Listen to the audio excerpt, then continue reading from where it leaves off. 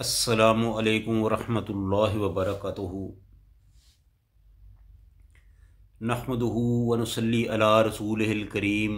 आऊज़ु बिल्लाहि मिनश शैतानिर रजीम। बिस्मिल्लाहिर रहमानिर रहीम। यौम यक्शफुस्सू यौम यक्शफु अन साकिम व युदऊना इलस सजूद फला यस्ततीऊन खाशियतन अबसारुहुम तरहकुहुम ज़िल्ला वक़द कानू युदऊना इलस सजूद वहुम सालिमून। सदक़ल्लाहुल अज़ीम। हर किस्म की हम्द सना अल्लाह रब्बुल आलमीन के लिए, जो सारे जहानों का खालिक व मालिक और परवरदिगार है। बेशुमार लातादाद अनगिनत बेहद व हसाब दुरूद व सलाम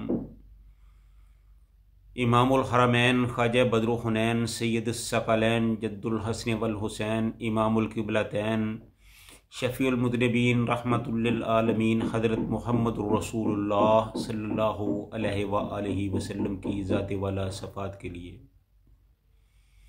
कबल इसके कि हम अपनी गुफ्तगू का आगाज़ करें, आपसे मेरी हस्ब साबक गुजारिश है कि अगर आपको हमारी ये गुफ्तगू पसंद आए तो ज़रूर इसको लाइक और शेयर करें, बेल आइकन को प्रेस करें और चैनल को सब्सक्राइब करें, ताकि अल्लाह के दीन का ये पैगाम ज़्यादा से ज़्यादा लोगों तक पहुंच सके। तो इस तरह जब मैदान महशर में हिसाब किताब का मरहला ख़त्म हो जाएगा तो लोग अपनी अपनी मंजिल की तरफ रवाना हो जाएंगे। तो सबसे पहले कुफ़ार को धकेल कर जन्नत में डाला जाएगा। तो उसके बाद मैदान महशर खाली होना शुरू हो जाएगा।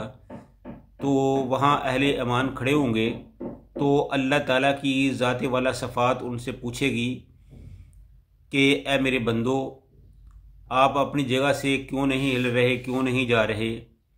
तो वो सब यकज़बान होकर कहेंगे कि ए अल्लाह, सब लोग तो अपने अपने माबूदों के साथ अपनी अपनी मंजिल की तरफ रवाना हो गए हैं और हम भी अपने माबूद के साथ ही जाना चाहते हैं। तो अल्लाह फरमाएगा कि ठीक है, मैं तुम्हारा माबूद हूँ, तुम सब मेरे साथ चलो।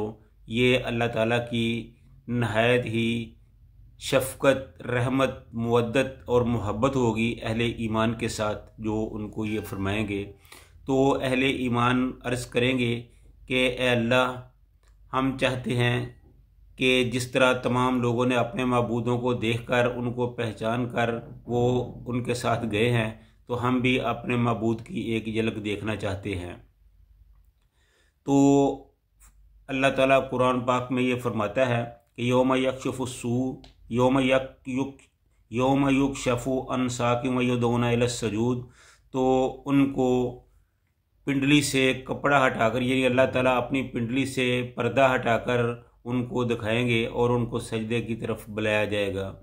तो इस तरह लोग जब अल्लाह ताला का दीदार करेंगे तो उन अल्लाह ताला के दीदार के बाद वो शुक्र के तौर पर सजदे में गिर जाएंगे। तो यहाँ कुछ लोगों का ख्याल है कि इसके साथ साथ अल्लाह ताला अपने नूर की उतनी सी तजल्ला जो है वो डालेंगे जिस कदर लोग उनको देखकर बर्दाश्त कर सकें, सह सकें। तो इस तरह अल्लाह ताला अपने नूर का जो दीदार है वो भी कराएंगे। तो बहरहाल वल्लाह आलम, इस तरह अहले ईमान अल्लाह ताला के हुक्म पर जन्नत की तरफ रवा दवा होंगे। तो जब ये मरहला पेश आएगा तो उस वक़्त चूँकि सूरज को लपेट दिया जाएगा, पूरे महशर में अंधेरा होगा और अंधेरे में चलना दुश्वार होगा। तो अल्लाह ताला वहाँ ईमान वालों को नूर फराहम करेंगे और नूर की कैफियत ये होगी कि हर आदमी को उसके ईमान के मुताबिक नूर फराहम किया जाएगा। कुछ लोग जो ज़्यादा ईमान में होंगे उनको दो दो मिशलें दी जाएंगी, जिनका कुरान पाक में भी जिक्र आता है।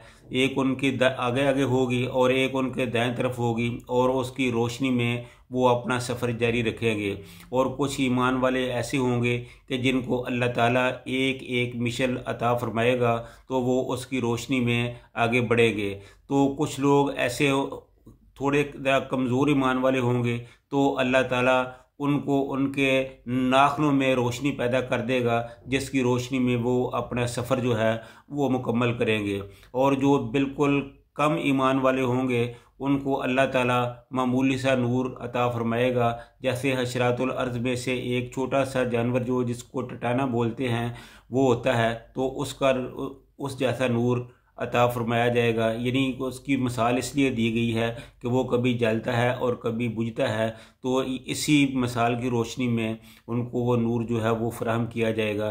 तो इस तरह अपने अपने ईमान के मुवाफ़िक सब ईमानदारों को नूर फराहम किया जाएगा और वो उसकी तरफ चलेंगे। तो इस तरह जब वो अपनी मंजिल की तरफ रवाना होंगे तो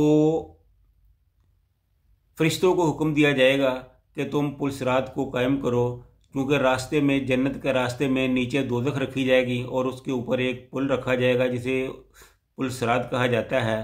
तो अभी लोग उसकी तरफ जा ही रहे होंगे, वहाँ तक नहीं पहुँचेंगे कि रास्ते में एक दीवार हायल होगी। तो वो दीवार कुछ इस किस्म की होगी कि उसमें एक दरवाज़ा होगा, उसके एक तरफ जो है वो रोशनी होगी और एक तरफ अंधेरा होगा। जो रोशनी वाली साइड होगी उससे आगे जन्नत का रास्ता होगा और जो अंधेरे वाली साइड होगी वहाँ लोग सिर्फ भटकते ही रह जाएंगे। और जो अहले ईमान होंगे वो तो रोशनी की तरफ निकल जाएंगे, लेकिन जो मुनाफिकीन होंगे वो वहाँ भटकते ही रह जाएंगे या कोई गिरता पड़ता उनके साथ निकल जाएगा। तो इस तरह करके वो जो दरवाज़ा होगा, उस दीवार में जो दरवाज़ा होगा उसमें से जितने ईमानदार होंगे वो सब बाहर की तरफ निकल जाएंगे और जो दूसरे लोग होंगे वो वहीं के वहीं रह जाएंगे। तो इस तरह ये अल्लाह ताला ने हालात बयान किए हैं। महशर के वक़्त हशर के मैदान में जो लोगों की कैफियत होगी वहाँ से निकलने की, उसको अल्लाह ताला ने बयान फरमाया है। ये तो था ईमान वालों का के हालात जिनको अल्लाह ताला ने बड़ी अच्छे अंदाज में बयान किया है कि किस तरह अल्लाह ताला ईमान वालों पर अपनी मोहब्बत और शफ़क़त और रहमत फरमाएंगे। और इसके आगे जो मुनाफिकीन का हाल है वो बयान होगा, जिसको हम इंशाअल्लाह अपने आइंदा प्रोग्राम में बयान करेंगे।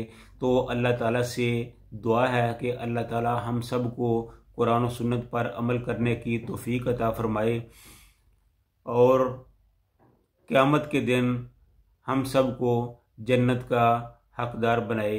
व आखिरु दावाना अनिल हम्दुलिल्लाहि रब्बिल आलमीन।